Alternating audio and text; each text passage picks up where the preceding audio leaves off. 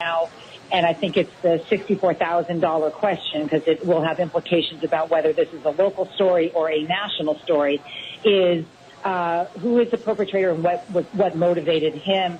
Was it personal? Was he a former employee? Was he the boyfriend or friend of someone? Is there a personal grievance that led to this? We've seen that before. This could be workplace violence. We've seen that before. Mm-hmm. The second question, or the alternative, is this the use of violence to make a larger statement about the media today? And we have, I'll go straight to the jugular.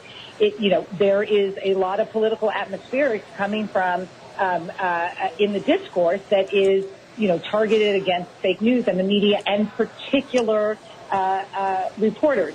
I do not know right now, and so we should not get ahead of the story at all about which of those two alternatives, but the consequences of what the answer is, right? Is it personal or is it something larger, are going to have different ripple effects. If it was workplace violence, And there we have it. CNN already trying to blame the president for yesterday's unfortunate workplace shooting. Kevin Miller in the morning, 107.5 FM, 580 AM. Accused gunman Jared Ramos is facing 5 counts of first-degree murder.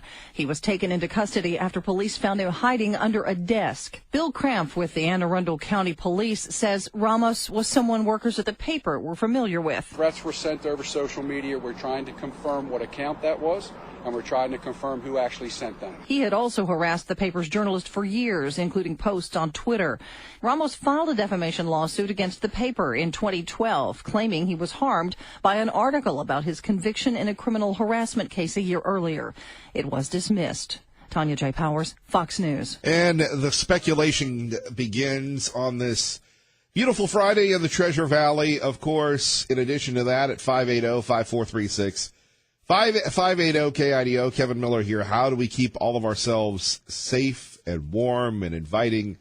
That's a very good question, and we'll get to that. But the idea, one of my favorite songs, and Ray Amaya does a great job with the song when we have tragedy, and I guess you could say it's classic rock now, is by Aerosmith. Something's wrong in the world today. I don't know what it is. And it talks about living on the edge. And that's what we're doing. We're living on the edge. And when we have, on one hand, Maxine Waters going at it, telling people to harass people, we have people all of a sudden blaming Sean Hannity for Sean saying, look, you cannot continue to incite violence, incite rhetoric. You can't continue to, tell people to go to the streets. And then we have the situation where we have people who want to take away your right to protect yourself. And it strikes close to home to the people in the media, the newspapers. Look, being in the media business, it's a business of privilege. You get exposure. You get a lot of props. You take a lot of guff. But whether it's a school or a business, the solution simply is to protect yourself. Right? 580-5436, 580-KIDO. Do you sit back and allow yourself to be a victim?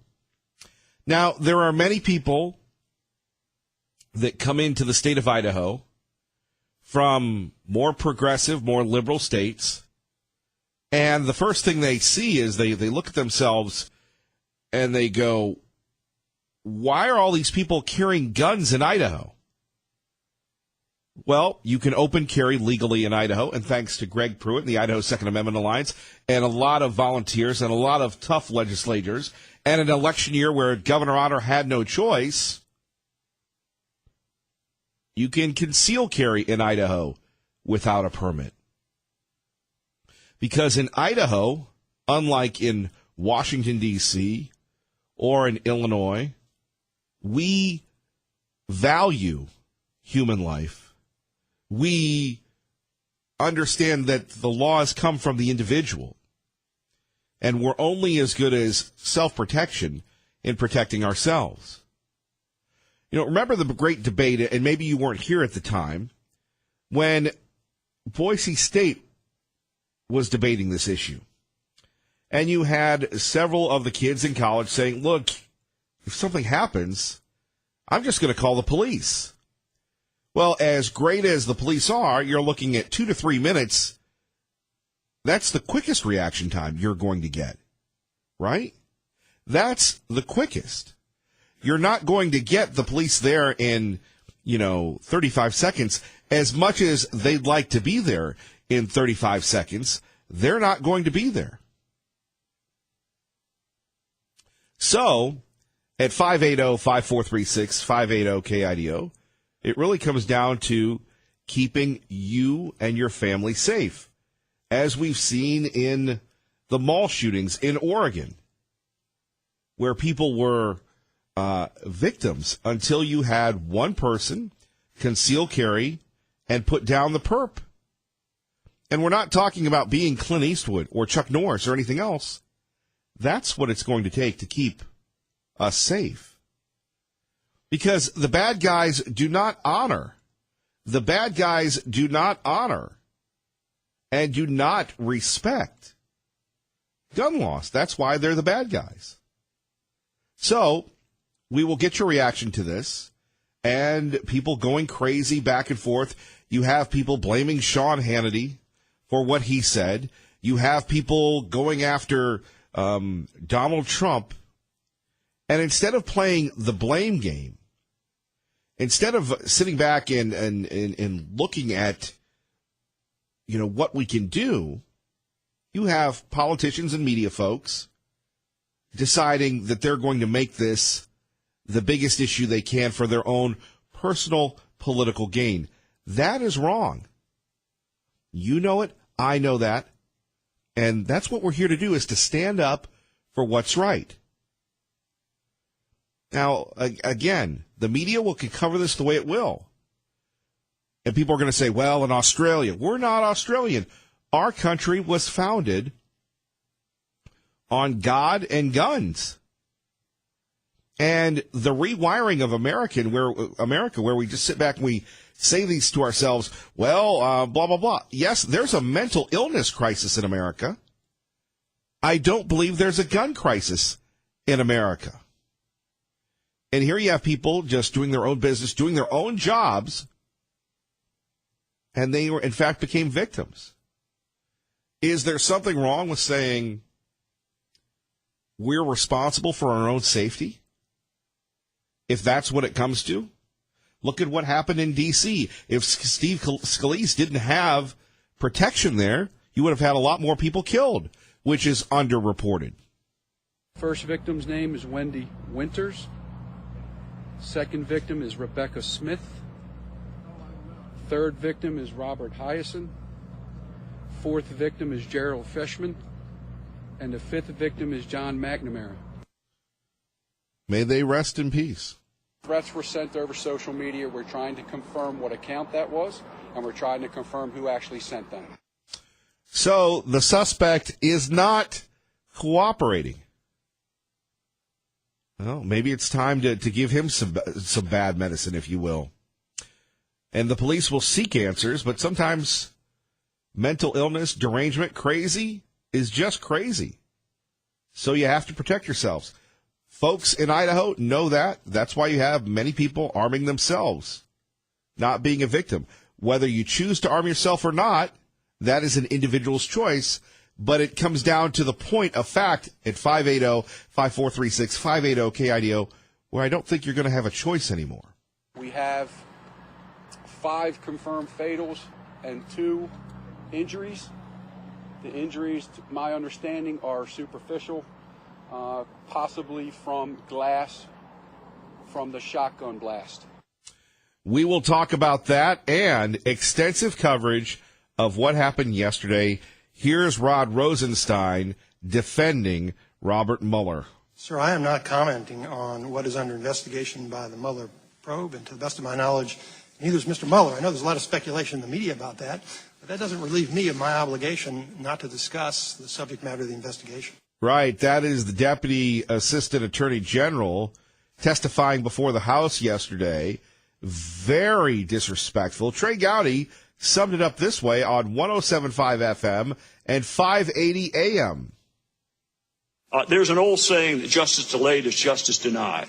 I think right now all of us are being denied. Whatever you got, finish it the hell up, because this country is being torn apart. Your calls next with me on 107.5 FM, 580 AM. You're listening to Kevin Miller on KIDO Talk Radio. Kevin Miller in the morning here. Coming up, the House gets heated with the Deputy Attorney General. Plus, how do you stop someone who is sitting back and wanting to kill you? Do you shoot him? Do you call the cops or hope that laws will protect you against them? It is 6:18. Kevin Miller in the morning, currently 52 in Caldwell. Let's go to the phones. Liberty Linda joins us now. Good morning, Liberty Linda. Yes, good morning, Kevin. You know, you're absolutely correct. I used to go to the open carry meetings here, and they were the nicest people you'd ever want to meet. They would not hurt anyone, and usually it was always a husband and a wife coming. A lot of them were farmers here. And Kevin Miller in the morning here. Coming up, the House gets heated with the Deputy Attorney General. Plus, how do you stop someone who is sitting back and wanting to kill you? Do you shoot him? Do you call the cops or hope that laws will protect you against them? It is 6:18. Kevin Miller in the morning, currently 52 in Caldwell. Let's go to the phones. Liberty Linda joins us now. Good morning, Liberty Linda. Yes, good morning, Kevin. You know, you're absolutely correct.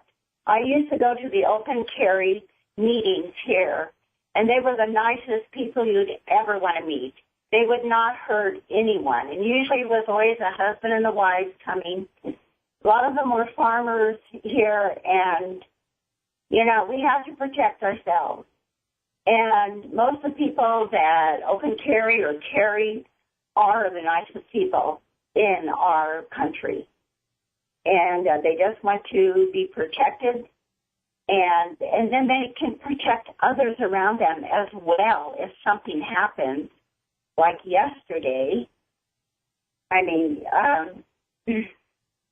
I was so overwhelmed with pride yesterday when I heard that those officers made it in there within 60 seconds and stopped that problem immediately. And I started counting all the police cars. I think I counted almost 100 around that building. And then, of course, we heard the bad news that 5 people were killed. And, you know, our hearts just go out to the families, these people that have lost. And it was just senseless. Right. And, I mean, I broke out in tears, and my whole family did as well. It's something that we don't want to hear happen in this nation again. And do you think that that person possibly could have been on drugs? That's a good point. That is a good point. Well, so many of them have been in these shootings like this.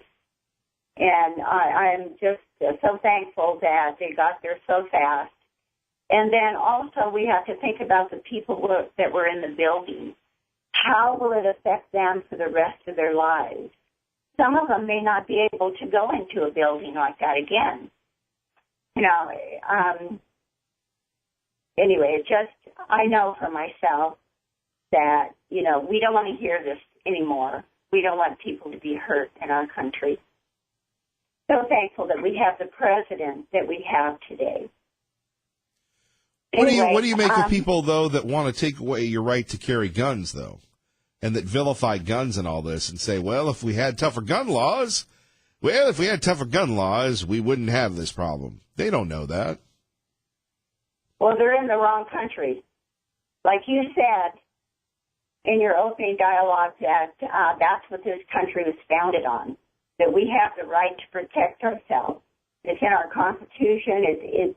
It's part of this country. And we only want them to protect ourselves and others. And that's the kind of people I have met in Idaho. Wonderful people in Idaho. So anyway, basically, and then to change the subject, you were talking about Mike Lee yesterday. And actually, Mike Lee is the person that I have chosen to be the next justice. I think he would be fantastic at it. what a wonderful person he is. And so I was amazed when I heard you bring up his name yesterday. Mike Lee of Utah. Yes, correct, yes, the very one. And every single one of my friends that I talked to about this, they all liked Mike Lee as well. So anyway, just put that name out there. Well, we heard it here first from you.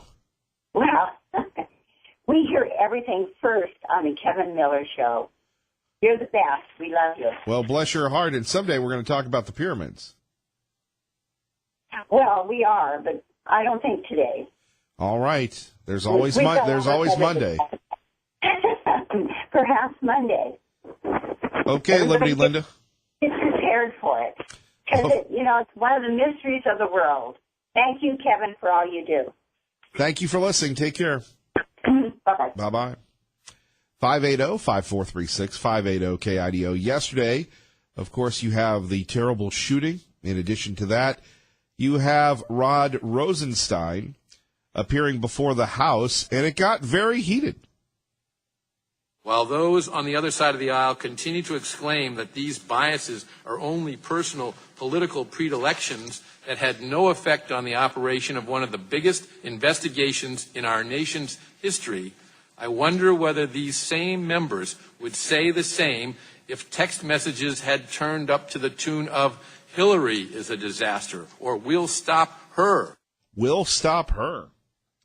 Let's go to Cindy in Caldwell with Kevin Miller at KIDO Talk Radio. Good morning, Cindy.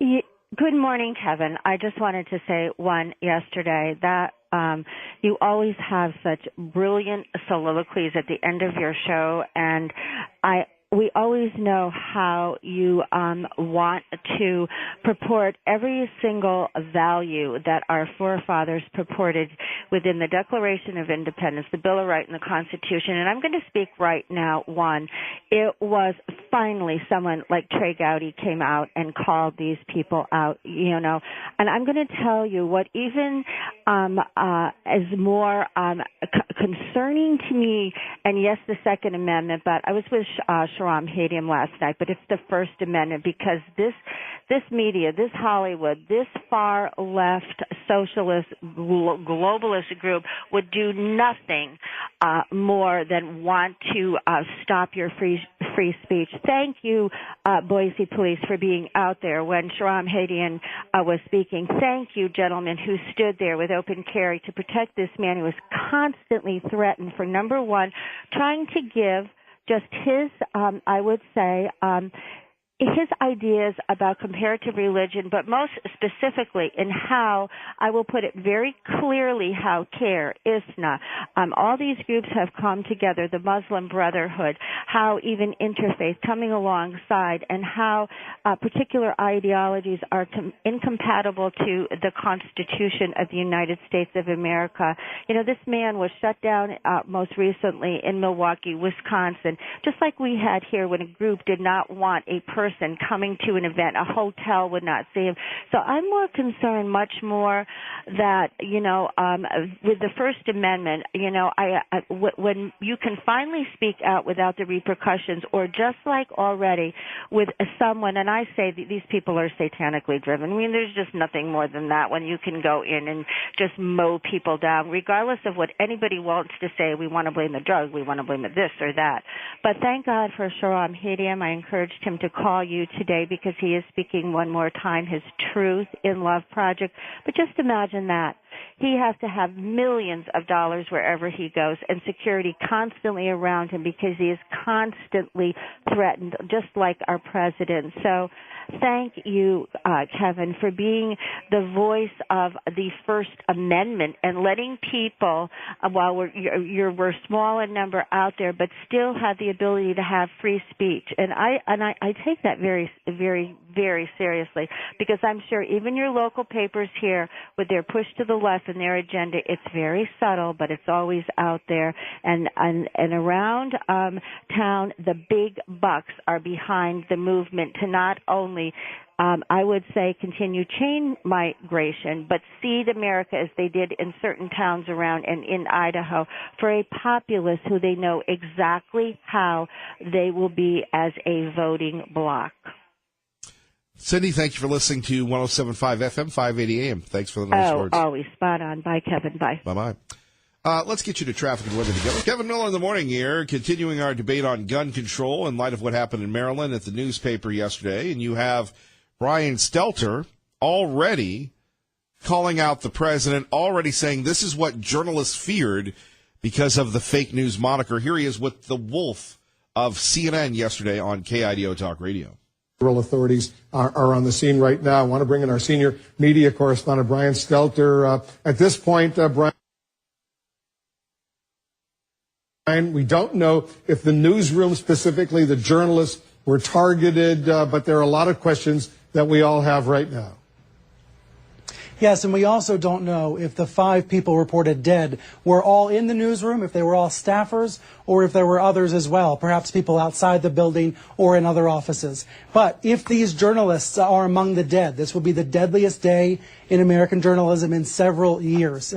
This might remind some people of 2015 in Virginia. A TV news crew was attacked during a live report. 2 journalists died that day. Thankfully, attacks on journalists are uncommon in the U.S. We do not see fatalities very often like this. And so as we wait for more information, we try to find out who has passed away, who has been injured.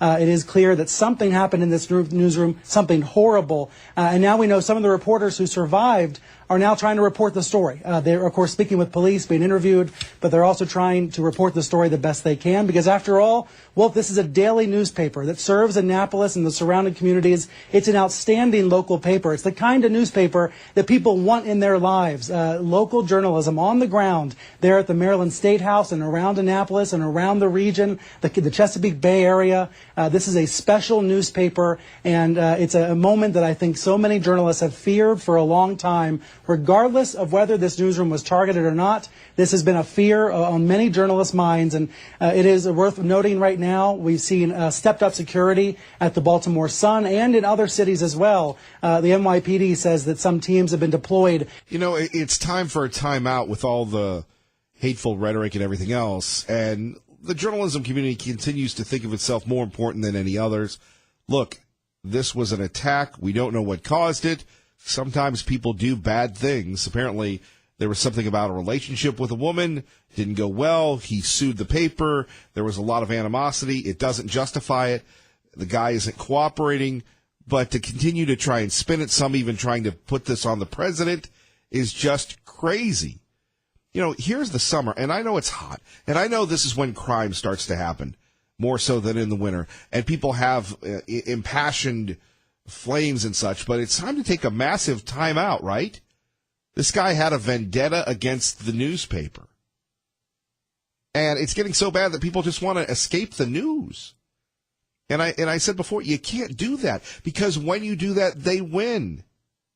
Because the fewer people that are actively engaged, well, then you have fewer people making decisions that impact all of us. I'll explain it next. Kevin Miller, KIDO Talk Radio. Good morning, Maggie. Kevin Miller in the morning. Hope you're having a great Friday as we get ready for, at least locally, nationally, statewide, the one of the slower times of the year. Of course, that doesn't stop the news cycle.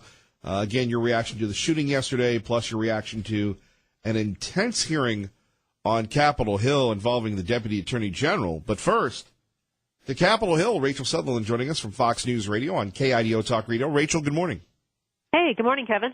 So I know we're supposed to talk about Putin and the president. We will, but, I mean, are people still talking about that hearing yesterday between the Deputy Attorney General and the House Republicans and the House Democrats? That was like Monday Night Smackdown. It was, yeah. I mean, there's been a lot of, news stories about it, a lot of stuff on social media about it, where Rod Rosenstein really was getting into it, back and forth with lawmakers, Congressman Jim Jordan in particular, also Congressman Trey Gowdy. What they want from the Justice Department is more documents outlining, what did the FBI do when it was investigating the Trump campaign in 2016? They want more information. Rod Rosenstein is saying, look, I've given you, I've complied with your request.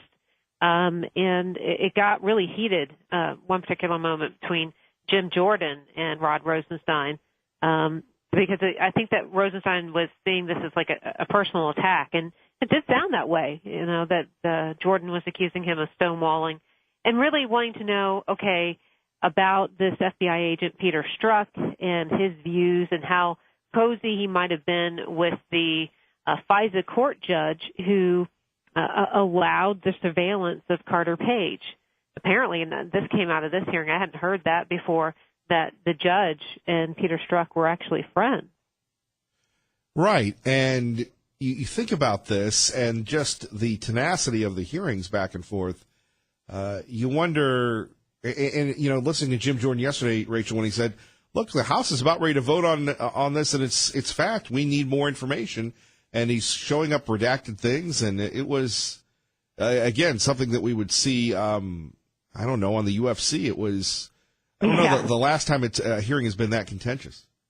It's been a while, right. Even in the way that the Washington climate is today, it usually doesn't get that heated. But I think it just shows the Republican frustration over what they see as stonewalling by the Justice Department. And then also, I think Rosenstein, and maybe rightfully so, feels like a punching bag. I mean, he does oversee everything, and I guess he could order the release of more documents, but he's just saying, hey, I'm not the one redacting stuff, he was saying, I'm the one who oversees all the rest of the people doing stuff. So, but Jim Jordan wasn't really buying that. But I think Rosenstein felt like he had a kick me sign on him at this hearing. Amazing. So let's switch gears. The president getting ready to meet with Vladimir Putin. Maybe you can ask Putin if Putin did interfere with the election. Maybe. That will certainly be in the backdrop of this summit in Finland coming up next month. And it's interesting because the president sometimes seems to go with the intelligence community's assessment that Russia did try to interfere. We're not talking collusion. We're talking about just Russia trying to interfere. And then he does something like yesterday in posting something on Twitter that questions whether or not he believes that at all. So that is leading to controversy over this idea of sitting down with President Putin. Senate Minority Leader Chuck Schumer has said that in a statement that the president is basically rewarding President Putin for his behavior, that the president's priorities are out of whack. But the White House really thinks that this would be a good opportunity for the president to sit down with President Putin. They're bound to talk about Syria. I mean, that civil war has been going on for 6 years now. And Russia and the United States have been in direct opposition to one another as to how to handle that. The United States wants President Bashar al-Assad out of power, whereas Russia has backed him to remain. Now, one interesting thing is that Russia and the United States did work together fairly well in dealing with ISIS in Syria because they were having to run some missions over the skies of Syria and do stuff like that, and everything seemed to have worked out well there. I mean, as well as possible. We don't hear, ISIS is still a threat, but nowhere near the way it was a couple of years ago. So they're bound to talk about Syria, maybe also the annexation of Crimea, a lot on the agenda, and certainly a lot of the world stage watching. Rachel, usually this time of year is very slow, but unfortunately, or maybe fortunately, it just doesn't stop. There are no slow times anymore, Kevin. No. It has slow news day in 2 or 3 years. Right. And if it is a little slow, you can just look at Twitter and there's the president. Right, exactly. Never boring. Rachel, thank you. Thanks. Rachel Sutherland joining us from Fox News Radio. Remember, when you hear Fox News Radio on KIDO Talk Radio or any other radio station, you're listening to 107.5 FM and 580 AM. You're very proud Fox News station here. Phone numbers 580-5436, 580-KIDO. And as Rachel said, yesterday it got very heated on Capitol Hill. And for those of you that didn't get a chance to hear it, it was just darn right compelling.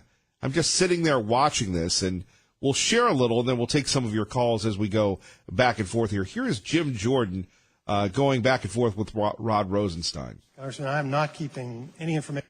Jordan. Thank you, Mr. Chairman. Mr. Rosenstein, why are you keeping information from Congress? Congressman, I am not keeping any information from Congress that it's appropriate. In a few minutes, Mr. Rosenstein, I think the House of Representatives is going to say something different. I don't agree with you, Congressman. I don't believe that's what they're going to say, and if they do, they'll be mistaken. I disagree, but I think in a few minutes the House of Representatives is going to go on record saying you haven't complied with requests from a separate and equal branch of government, that you haven't complied with subpoenas, and you got 7 days to get your act together. I think that's what's going to happen in a few. And that's not Jim Jordan. I think that's a majority of the House of Representatives. In just a few minutes, I think that's going to happen. And I want to know why you won't give us what we've asked for. Sir, I certainly hope that your colleagues are not under that impression.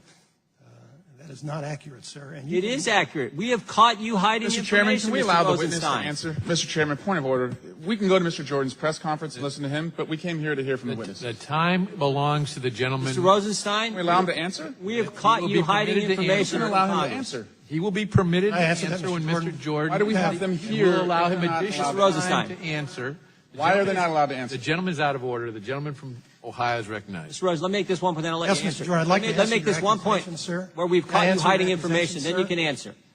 Why did you hide the fact that Peter Strzok and Judge Contreras were friends? Why did you redact that in the documents you gave to us? Judge Contreras is kind of important. FISA court judge, more importantly, just as importantly, the judge that heard Mike Flynn's case. Why did you try to hide that from us? Mr. Jordan, I appreciate you giving me the opportunity to respond. I've heard you make those sort of allegations publicly on TV. I got if you let me respond, sir. Mr. Chairman, he should be given the opportunity. I love this. The Deputy Attorney General is claiming victimhood because Jim Jordan is holding him accountable. And when we talk about Congress, you got a guy like Jim Jordan taking it to Rosenstein, which no one has. Hank, good morning. You're on KIDO Talk Radio with Kevin Miller. Hey, Hank. Hey. The whole thing is that they've been redacting this stuff because it shows the incestuous relationships that are there, and they'll explain why the FISA judges did not say anything about being deceived because they're in on it. It's becoming very, very apparent, and the best thing the president can do to end this impasse is that the Judiciary Committee or whatever in the House should go directly, or the Speaker of the House should go directly to Trump and ask him to order Rosenstein to turn those documents over. And if Rosenstein refuses to do so, that's a justified basis for removal of Mr. Rosenstein. This is the quickest way to end this impasse. And I cannot understand Mr. Sessions' recklessness in this.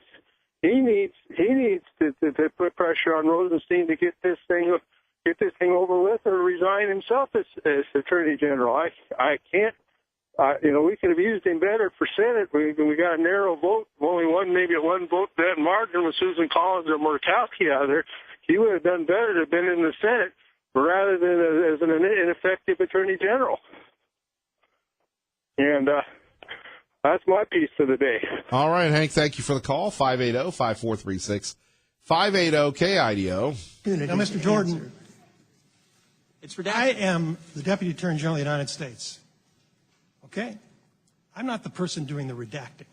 I'm responsible for responding to your concerns as I have. I have a team with me, sir. It's just a fraction of the team that's doing this work, and whenever you brought issues to my attention, I have taken appropriate steps to remedy them. So your statement that I'm personally keeping information from you, trying to conceal information. You're the boss, Mr. Rosenstein. That's correct. And my job is to make sure that we respond to your concerns. We have, sir. Now, I've appointed Mr. Lausch, who is managing that production, and my understanding is it's actually going very well, sir. So I appreciate your concerns. Again, I think the House of Representatives is going to say otherwise. But your use of this to attack me personally Why did you is it's not wrong. Point of order, Mr. Chairman. May the witness be permitted to answer the question? It's not personal. The gentleman will suspend. The witness is going to have an opportunity to say whatever he wants at the end of Mr. Jordan's 5 minutes. Until the it is end not of those personal. 5 minutes, they're his time. I appreciate your service. It's not personal. We just want the information. Why did you tell Peter Strzok not to enter our questions yesterday? When I asked Peter Strzok if he'd ever communicated with Glenn Simpson, he gave us the answer he gave us dozens of times. On advice of FBI counsel, I can't answer that question. Why couldn't he answer that question? We'll get your calls next. Plus, you'll hear what Rosenstein said in his testimony before the House yesterday. You're listening to 107.5 FM, 580 AM. Kevin Miller, KIDO Talk Radio. Thank you, Ray Amaya. Kevin Miller in the morning here. Our time is 6:53. Your phone calls at 580-5436, 580-KIDO. People are blaming the president for the attack at the newspaper in Maryland yesterday, at the Capital Gazette. We're talking about guns, as we always do, at 580-5436, 580-KIDO. Don't forget, we have Gun Talk Sunday nights at 6 o'clock, where they'll be talking about this as well. And really, it comes down to, do you trust the state to protect you with gun-free zones? Do you trust others to protect you, or do you take your protection upon yourself? Now, again, all things cannot be answered easily, safely, or effectively, but you can increase the probability of living if you're carrying a weapon, right? 580-5436, 580-KIDO. Then people are saying, well, the president's attacking fake news, and Sean Hannity's doing this, and they're to blame. Well, no, the blame is with the person that perpetrated the crime, who is now in custody. Also, we are sharing with you some of the most hard-hitting direct questioning the Deputy Attorney General, Mr. Rosenstein, received yesterday. And you have to give it to Jim Jordan of the Freedom Caucus out of Ohio. Mr. Rosenstein, why are you keeping information from Congress? And this is the House Judiciary Committee right before the vote from the entire House saying, release the redacted documents, Rosenstein. It got more heated. Mr. Jordan, I appreciate your sincere concerns, but I didn't give Peter Strzok any instructions. If there was some problem with the instructions he had, I'll be happy to look into it. Not what his FBI lawyer said. Mr. Jordan, when you find some problem with a production or with questions, it doesn't mean that I'm personally trying to conceal something from you. It means we're running an organization that's trying to follow the rules, and we're going to respond. You know what was interesting? When I asked him if he'd ever talked to Bruce Ohr, he said he had. Said he had 3 times in 2016 and 2017. Then I asked him, have you ever talked to Nellie Ohr? And he said, no, I haven't. I said, well, why can you answer that question? Because Nellie Ohr worked for Glenn Simpson, worked for Fusion. He could answer that question, but he couldn't answer because FBI counsel told him he couldn't. He couldn't answer the question whether he'd ever communicated with Glenn Simpson, a journalist. Why couldn't he answer that question? Mr. Jordan, I appreciate you saying it isn't personal. Sometimes it feels that way. How do I know, sir? I mean, you interviewed Mr. Strzok. I didn't, so I can't. Works for you. Doesn't work for us. There are 115,000 people who work for me, sir. Mr. Rosenstein, did you threaten staffers on the House Intelligence Committee? Media reports indicate you did. Media reports are mistaken. Sometimes. But this is what they said. Having the nation's #1 law enforcement officer threaten to subpoena your calls and emails is downright chilling. Did you threaten to subpoena their calls and emails? No, sir, and there's no way to subpoena phone calls.